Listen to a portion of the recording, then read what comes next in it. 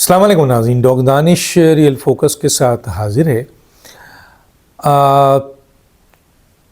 دو تین چیزیں بڑی امپورٹنٹ ہیں جو یہاں پہ ڈسکس کرنا بہت ہی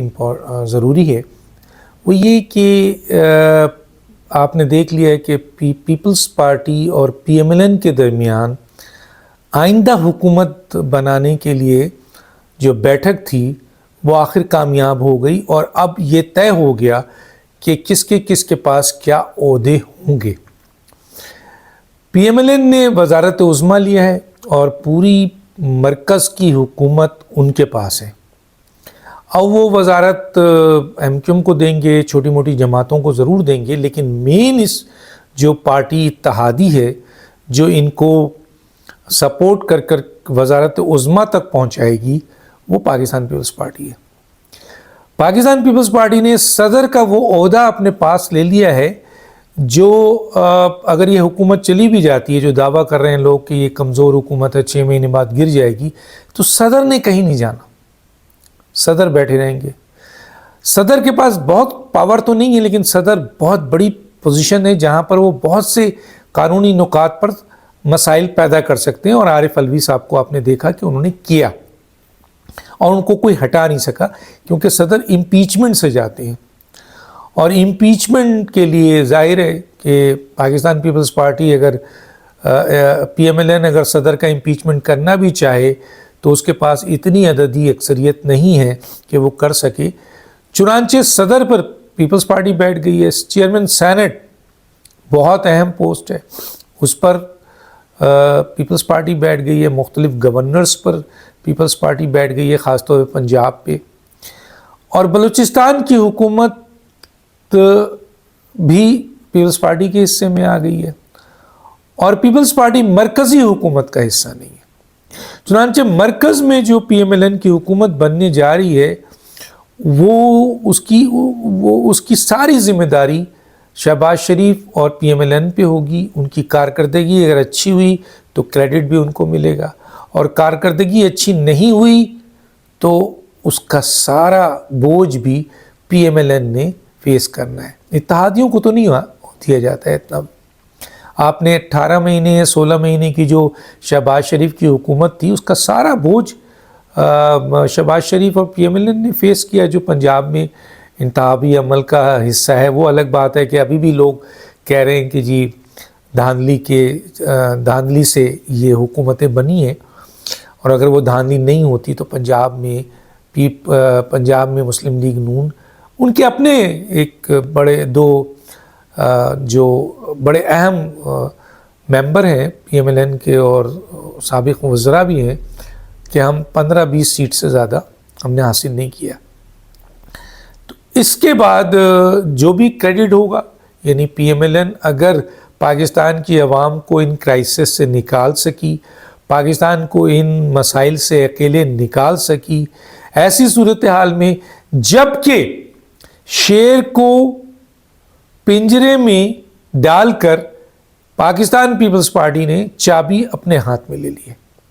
اور وہ چابی کس طریقے سے اپنے ہاتھ میں ہے کہ صدر اوپر بیٹھے ہوئے ہیں،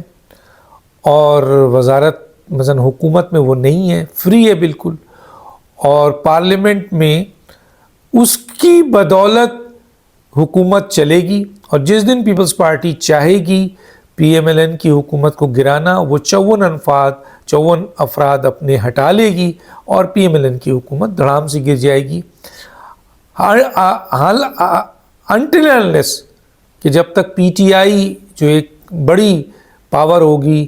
وہ سپورٹ نہ کر دے نون لیگ کی حکومت کو، اور یہ ہو نہیں سکے گا، کیونکہ پی ٹی آئی اور نون لیگ کسی بھی صورت میں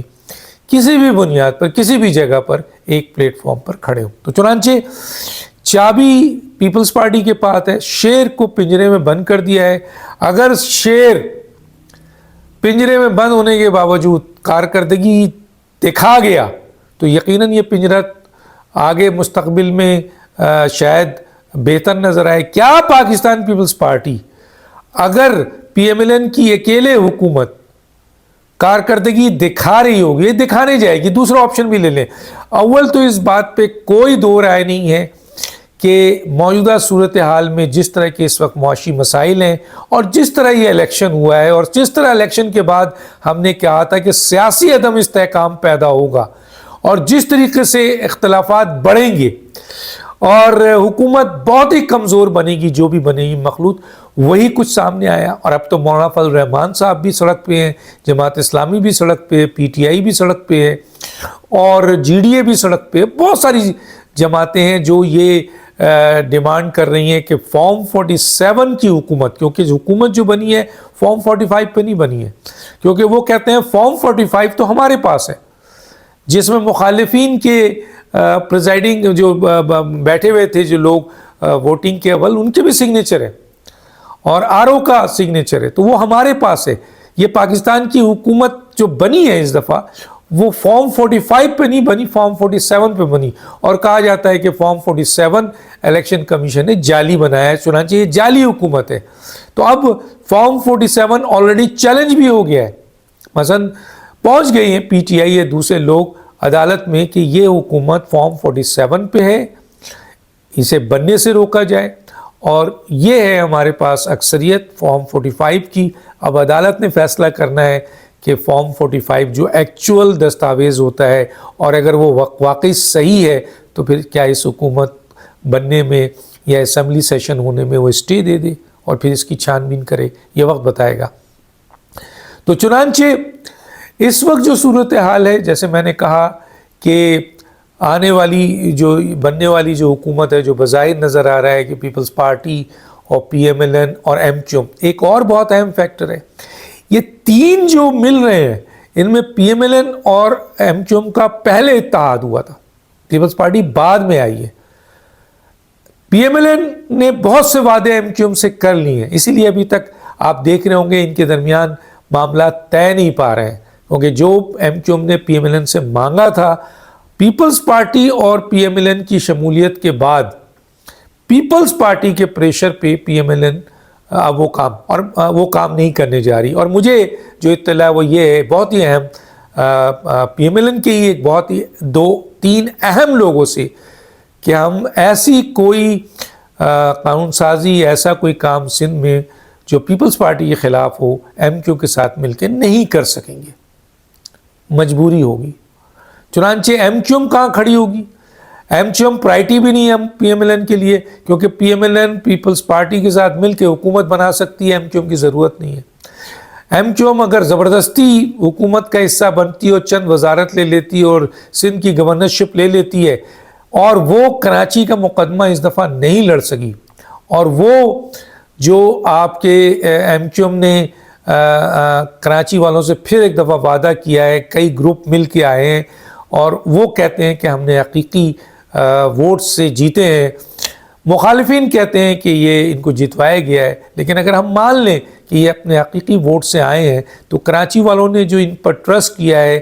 کیا صرف وزارتوں کے لیے کیا ہے، یہ کراچی کا مقدمہ لڑنے کے لیے کیا ہے، اور کراچی کا مقدمہ سب سے پہلے یہ ہے کہ کراچی کو اس کا حق دیا جائے۔ تو کیا ایم کیو ایم اس دفعہ حکومت اور وزارت میں جانے کے بعد کراچی کا مقدمہ صحیح طور پر اس حکومت سے لڑ سکے گی جو کمزور ترین حکومت ہے اس وقت بننے والی ہے، اور جس کا سب سے بڑا پارٹنر پاکستان پیپلز پارٹی ہے، جو ایم کیو ایم کی سب سے بڑی حریف ہے؟ تو کیسے یہ ممکن ہوگا؟ تو ایم کیو ایم کے لیے بھی بڑا چیلنج ہے، پی ایم ایل این کے لیے تو چیلنج ہے، اگر وہ کارکردگی نہیں دکھا سکی تو چنانچہ اس کا مستقبل مزید تباہ ہوگا۔ پیپلز پارٹی بہت سالڈ پوزیشن پہ ہے، انہوں نے جو گیم کھیلا ہے اس گیم کی بنیاد پر آئینی عہدے ان کے پاس ہے، پنجاب سندھ کی حکومت ان کے پاس ہے، بلوچستان کی حکومت ان کے پاس ہے، آئندہ حکومت کی کارکردگی کے اوپر ان پر کوئی انگلی نہیں اٹھائے گا۔ صدر اوپر بیٹھے ہوئے ہیں اور 54 سیٹیں پارلیمنٹ میں ان کے ہاتھ میں ہیں، چنانچہ کہا یہ جا رہا ہے کہ موجودہ آپ کے پیپلز پارٹی نے شیر کو پنجرے میں بند کر کے اس کی چابی اپنے ہاتھ میں کر لی ہے، اور وہ چابی پیپلز پارٹی کھولے گی جس کی بنیاد پر شیر باہر نکلے گا۔ تو دانش کو یاد دیجیے۔ اللہ حافظ۔